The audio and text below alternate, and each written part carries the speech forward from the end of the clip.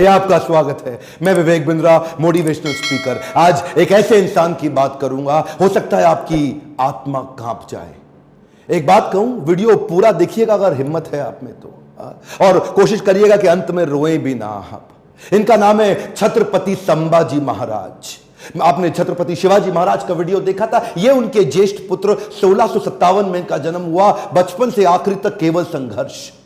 2 साल की उम्र में ही इनकी माता का देहांत हो गया। मां जीजाबाई, जो छत्रपति शिवाजी महाराज की मां थी, यानी कि इनकी दादी, उन्होंने इनको पालन पोषण किया। सोचता हूं कहां से शुरू करूं और कहां लेके जाऊं। अद्भुत बालक जिसके बारे में पूरी दुनिया को पता लगना जरूरी है। 13 साल की उम्र तक 13 भाषाएं सीख चुके थे। 13 साल की उम्र तक संस्कृत के विद्वान पंडित सारी रीजनल भाषाएं, भारत की पुर्तगालियों की भाषा, अंग्रेजों की भाषा, मुगलों की भाषा, साउथ इंडियन लैंग्वेज, सारी डेक्कन भाषा, कई शास्त्र लिख डाले। ध्यान दीजिएगा, शास्त्र पढ़ डाले नहीं बोल रहा। 13 साल की उम्र तक 13 भाषा और कई शास्त्र, बुद्ध भूषण और नक्शिका जैसे वो शास्त्र, और कई शास्त्र जहां पे इन्होंने अपने रायगढ़ के किलों की बात करी, गणपति का बहुत सुंदर गुणगान किया। हॉर्स राइडिंग, आर्मरी, तीरंदाजी और बॉडी बिल्डिंग, इन सब में तो इतने पावरफुल थे। एक्चुअली ना, अगर आप ध्यान से देखो तो ये एक रेयर कॉम्बिनेशन है शस्त्र और शास्त्र दोनों के।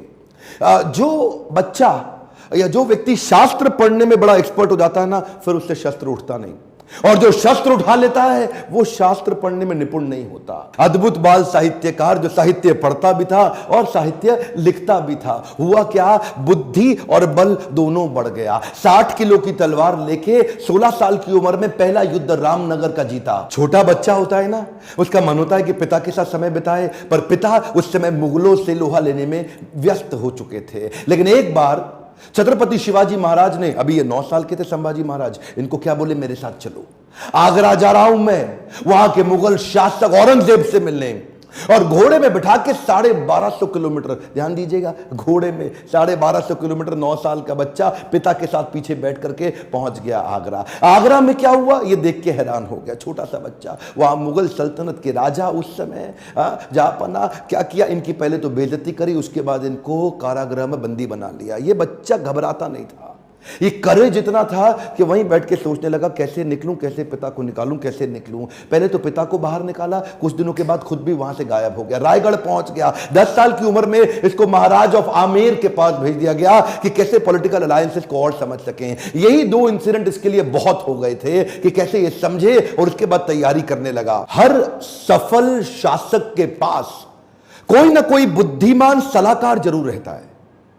चंद्रगुप्त मौर्य के पास चाणक्य पंडित थे, जिन्होंने धनानंद के सारे साम्राज्य को उखाड़ा था। ठीक इसी प्रकार इन्होंने उज्जैन के कवि कलश, उनको अपना सलाहकार, एडवाइजर, फ्रेंड, फिलोसोफर, गाइड बनाया, जो अपनी कविताओं के माध्यम से इनकी विचारधारा को तैयार किया करते थे। इनकी सोचने की क्षमता, इनके बैरियर्स को खत्म करते थे। वो उनके ऐसे महान इंटेलिजेंट एडवाइजर थे जो हमेशा इनके, कवि कलश को हमेशा अपने साथ रखते थे। पिता भी युद्ध लड़ने में बिजी थे, इन्होंने 19 साल की उम्र से पिता के पीछे से अपने रायगढ़ के किले को संभालना शुरू कर दिया। 23 साल की उम्र में 1681 में पिता छत्रपति शिवाजी महाराज, वीर मराठा, उनका देहांत हुआ। इन्होंने 1 मिनट समय नहीं देर गवाया, तुरंत तैयारी करी। तुरंत क्या तैयारी करी, औरंगाबाद में औरंगजेब का सबसे बड़ा किला, और ये सोचने लगे कि हमारे पास आज धन की तो कमी है, और अगर इसके किले को पहली बार में मैं उखाड़ दूं, इनका धन घटेगा, मेरा बढ़ेगा, डबल बेनिफिट। औरंगाबाद की इस बड़ी लूट और बड़ी हार ने औरंगजेब को एकदम हैरान कर दिया। औरंगजेब ने सोचा भी नहीं था कि 23 साल का ही तो बच्चा है ये ऐसा कैसे कर सकता है। और इसने अपने हुसैन अली खान नाम का अपना सबसे बड़ा जनरल, उसको 20,000 हाथी और सैनिकों के साथ, घोड़ों के साथ, पशुओं के साथ भेजा कि इसको खत्म कर। हुसैन अली खान बोला कि 2 दिन में खत्म कराऊंगा, 2 दिन में खत्म। वहां पे मराठा इतने तेज, और इसका जो करेज था ना, इनकी लीडरशिप बड़ी पावरफुल थी। मराठा इकट्ठे हो गए, और हुसैन अली खान को 1 साल लगा, कुछ नहीं कर पाया, कई बार उसको मारा। इसने इसको वापस बुलाया और 1680, 81, 82 कई दफा अटैक कराया। अच्छा, एक भी लड़ाई नहीं। एक बात बताएं आपको, पूरे इतिहास के अंदर शायद छत्रपति संभाजी महाराज ही अकेला ऐसा योद्धा रहा होगा हमारे देश से जिसने 9 साल के अंदर 120 लड़ाइयां लड़ी लेकिन एक भी नहीं हारा। औरंगजेब सोचा पूरा नॉर्थ तो मैं जीत ही चुका हूं, अब तो केवल डेक्कन बाकी रह गया है। डेक्कन समझते ना, जो उस समय का जो दक्षिण था, अहमदनगर से नीचे लेके जो आज का केरला, कर्नाटका, तमिलनाडु, आंध्रा, हैदराबाद, जितना भी आज पूरा देखते हैं महाराष्ट्र मिला के, वो सोचा कि बस ये डेक्कन जीतना बाकी रह गया है। तो वो महाराष्ट्र की तरफ जब बढ़ने लगा तो वहीं औरंगजेब ने एक ट्रीटी साइन करने की कोशिश करी, एक कॉन्ट्रैक्ट साइन करने की कोशिश किया पुर्तगालियों के साथ गोवा में, ताकि समुद्री रास्ते से उनको एक और सपोर्ट मिले, उनके arms and ammunition middle east से आ सके। औरंगजेब बहुत तेज था, बोला सोचा नॉर्थ से भी सपोर्ट लूंगा, पोर्चुगीज लोगों को साथ रखूंगा, साउथ से और निकालूंगा, तीनों चारों दिशाओं से खदेड़ के खत्म कर दूंगा, ये तो छोटा सा बच्चा है। इन्होंने जैसे ही पता चला संभाजी महाराज को, सबसे पहले ये गोवा में घुस गए। गोवा में जाकर के इन्होंने पोर्चुगीज को तो उखाड़ उखाड़ के बहुत फेंक फेंक के मारा और ये वापस आए। उसके बाद फिर लड़ने की तैयारी करी। मेरे हिसाब से छत्रपति संभाजी महाराज की सबसे बड़ी अचीवमेंट्स में एक अचीवमेंट तो यह रही कि इन्होंने 9 साल तक औरंगजेब को मराठाओं के बीच में घुमाता रहा। औरंगजेब एक्चुअली नॉर्थ छोड़ के यहां आ गया और मराठाओं के बीच में इतना घुमाया, 8 लाख की सेना, इनकी 20,000 की सेना, इन्होंने मराठाओं को इधर से मार उधर से मार, इतनी लड़ाइयां लड़ी, एक बार भी औरंगजेब जीत नहीं पाया। अच्छा हुआ ये क्योंकि इनको यहां बिजी रखा ना,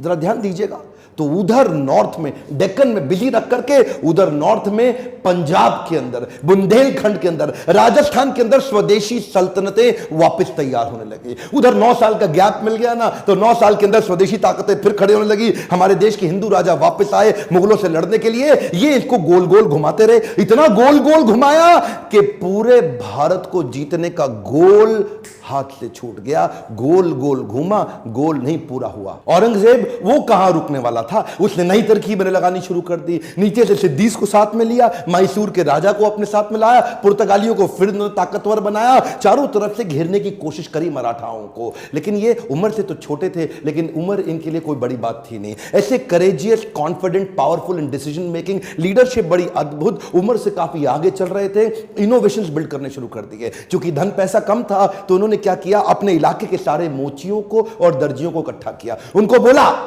आओ पेड़ से ना रबड़ का कपड़ा बनाओ निकाल करके, और लकड़ी की छालों को निकाल के तीर बनाओ, रबड़ के कपड़े को उसके आगे लपेट दो, एक तरफ तेल लगाओ दूसरी तरफ बारूद लगाओ। रबड़ का कपड़ा जल्दी जलता नहीं है, और तेल जला करके तीर को छोड़ दो, जैसे ही जाके निशाने पर टकराएगा उसका जो गन पाउडर है, बारूद, वो विस्फोट करेगा, भयंकर तबाही मचाएगा। नए नए इनोवेशंस लेके आए। मैं बोल रहा हूं ना, बुद्धि से बहुत तेज थे। औरंगजेब को भी तो मानना पड़ेगा ना। हाँ, हारते थे, मार खाते थे, फिर खड़े हो जाते थे लड़ने को, हारते थे, मार खाते थे, फिर खड़े हो जाते थे, और अकेले नहीं लड़ते थे, लोगों को साथ में लेके मराठाओं को घेरने में। ये चिक्कादेव राय नाम का एक राजा था जो इनके साथ पूरी तरह मिल चुका था। इसने क्या किया, छत्रपति संभाजी महाराज ये सबको बोल दिए, एक ने भी अगर औरंगजेब के धर्म परिवर्तन के मिशन में मदद करी, उखाड़ के सारी नस्लें खत्म कर दूंगा, बर्बाद कर दूंगा। मराठा हूं मैं, अपने देश के लिए काम करता हूं। और वो चिक्कादेव राय के बाद पुर्तगालियों को और सिद्धियों सबको खत्म करते चले गए।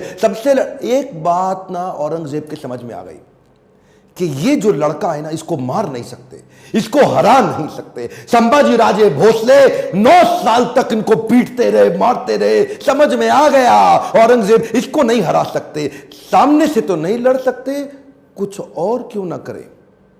और वहीं इनके जो साले साहब थे ना, जो इनकी पत्नी के भाई, संभाजी राजे भोसले की पत्नी के भाई, वो उनको इन्होंने वेतनदारी देने से मना किया, इसकी खबर लग गई। तो वही 1689 का समय, गनोजी शिर्के ने इनको ये एक ना किसी गुप्त मीटिंग के लिए अपने पार्टनर जो उनके कवि कलश, उनके साथ कहीं गए थे संगमेश्वर में। और वहीं गनोजी शिर्के ने इनके एक जनरल को, आर्मी के, औरंगजेब के, उसको बता दिया कि ये गुप्त रास्ते से जाओ, इनको आप खत्म कर दोगे। और वो लेकर के मामूली से 2000 लोगों को लेके पहुंच गया इनको पकड़ने के लिए। 8 लाख लोग तो हरा नहीं पाए, इनको पता था नहीं हरा सकते, 2000 से हारना पड़ा। क्यों? क्योंकि धोखा दिया गया। गनोजी शिर्के बेईमान हो गए, अपना परिवार का इंसान बेईमान हो गया। हाँ, हमें तो गनोजी शिर्के ने लूटा, औरंगजेब में कहां दम था, अपनी कश्ती वहां डूबी जिधर पानी कम था। गनोजी शिर्के ने वो गुप्त रास्ता औरंगजेब के जनरल को बता दिया। ये लेकर के सिपाही सेना वहां जाके पहुंच गए, निहत्ते जाकर के उनको पकड़ लिया, कब्जा लिया, साथ में कवि कलश और इधर छत्रपति संभाजी महाराज। दोनों करते क्या ना करते, 8 लाख लोग मिलकर के नहीं इनसे लड़ सके। चोरी से इनको जाके पकड़ लिया। औरंगजेब अंदर तक खुन्नस खाया हुआ था संभाजी महाराज से। कवि कलश संभाजी महाराज को लेके ऊंट से उल्टा टांग दिया, उल्टा टांग के पूरे शहर में घुमाया, बहुत मारा पीटा, लोगों को बोला इन पे मूत्र त्यागो, इनको मारो, पत्थर फेंको। उसके बाद बुला के बोला 3 प्रश्न, मराठा किंगडम मेरे हवाले कर दो, ट्रिब्यूटरी प्रिंस बना दूंगा, जो सोना गहना छुपाया चोरी किया है मुझको वापस कर दो, और किसने तुम्हारी मदद करी उसका नाम बताओ, तीसरा अपना धर्म परिवर्तन कर लो। ये 3 काम कर लो, आज ही जीवित बचोगे और मेरे साथ रहोगे, ताकतवर बना दूंगा तुमको। संभाजी महाराज और कवि कलश की आंखों में इतना सा भी डर नहीं था। उसको बोले कि मैं मराठाओं की जमीन तुम्हारे नाम नहीं करूंगा, अपने धर्म का बलिदान नहीं करूंगा, 1000 बार मारो, अगली बार फिर जन्म लूंगा, अपने ही धर्म में लूंगा। रुका नहीं औरंगजेब। इन दोनों ने अन्न जल का त्याग कर दिया और शरीर को लेकर सुन्न हो गए।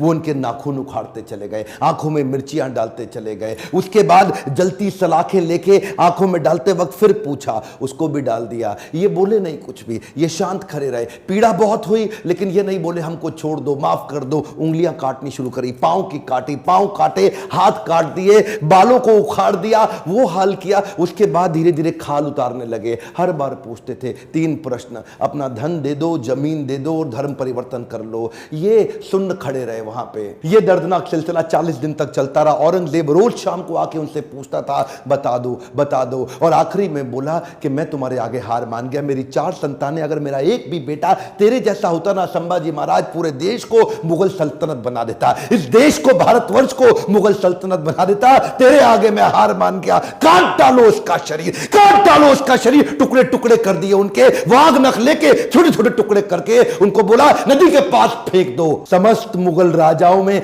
औरंगजेब एक अमानवीय, इनह्यूमन राजा था। बहरहाल मौका मिल गया सारे मराठाओं को एक होने का। उन्होंने शरीर के टुकड़े उठाए शंभूजी महाराज के, उनको सिल के उनका अंतिम संस्कार किया। लेकिन अब हर घर महल बन गया, हर औरत सेना में आ गई, हर पत्ता तीर बन गया। देश धर्म पर मिटने वाला शेर शिवा का छावा था, महापराक्रमी परम प्रतापी एक ही शंभू राजा था। सारी मराठा कम्युनिटी एक हो गई और उसके बाद दोबारा युद्ध छेड़ा गया। खत्म हो गया दक्कन का सुल्तान बनने का उसका सपना। कुछ ही साल के अंदर वहीं दक्कन की भूमि में मारा गया, वहीं खत्म हो गया। औरंगजेब देश को नहीं जीत पाया। गर्व है मुझे कि मैंने जन्म लिया ऐसे देश में जहां वीर मराठा संभाजी महाराज का जन्म हुआ, पर दुख है मुझे कि देश आज ऐसे वीरों को भूलता चला जा रहा है। आज मेरी, आपकी, हर मराठा की और पूरे देश की जिम्मेदारी है कि इनकी कहानी पूरे देश को पता लगनी चाहिए। इस वीडियो को आग की तरह पूरे देश में फैला दो, बंद मत कर देना। इस वीडियो को शेयर किए बिना लाइक करिए। अगर आपको थोड़ा भी अच्छा लगा कमेंट में मेरे को फीडबैक दीजिए, और किसका वीडियो आप देखना चाहते हैं। मेरे साथ जुड़े रहने के लिए चैनल को सब्सक्राइब करके हर बार इस तरह के वीडियो देखने के लिए दिल से आप सब